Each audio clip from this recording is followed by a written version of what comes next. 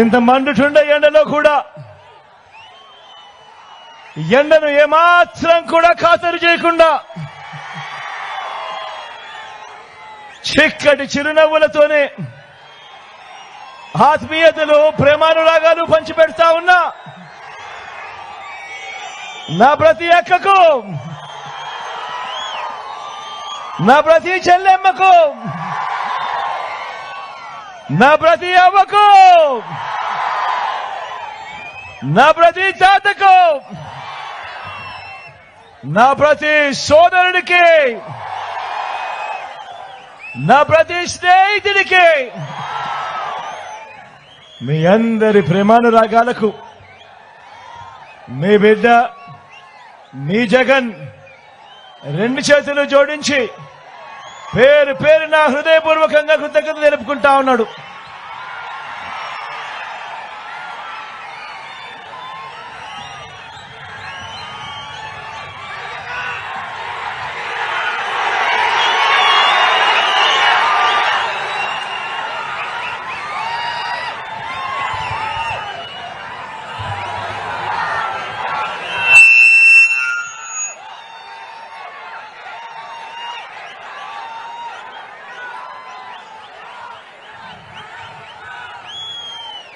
మే 13వ తారీఖున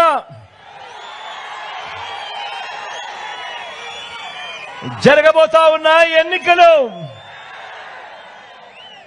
ప్రతి ఒక్కరూ గుర్తుపెట్టుకోవాల్సింది ఒక్క అంశం ఉంది.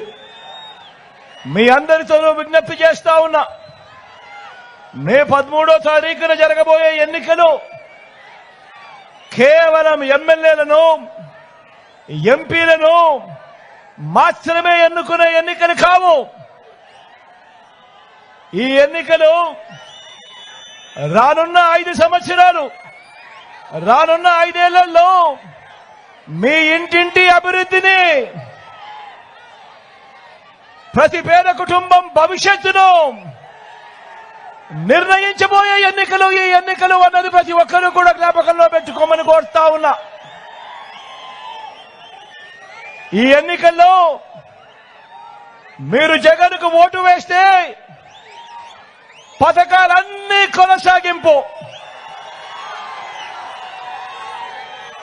పొరపాటున చంద్రబాబుకు ఓటు వేస్తే పథకాలన్నీ ముగింపు,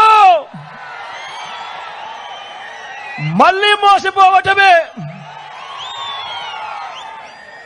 పొరపాటున చంద్రబాబుకు ఓటు వేస్తే ఏమవుతుంది? మళ్ళీ వదల బొమ్మాలి వదల అంటూ పసుపుపతి మళ్ళీ నిద్రలేస్తాడు. మళ్ళీ నిద్రలేసి మీ ప్రతి ఇంటి గడప తడుతాడు. మీ రక్తం తాగేందుకు మళ్ళీ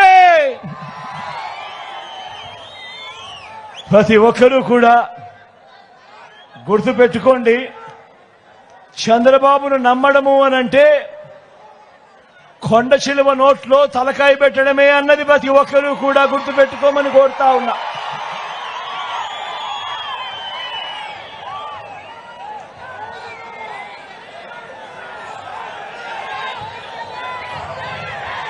చంద్రబాబు మోసాలను ఓడించడానికి, పేదల్ని గెలిపించడానికి,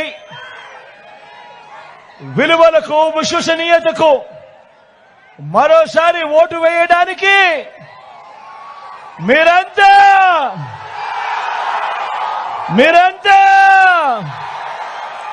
సిద్ధమేనా?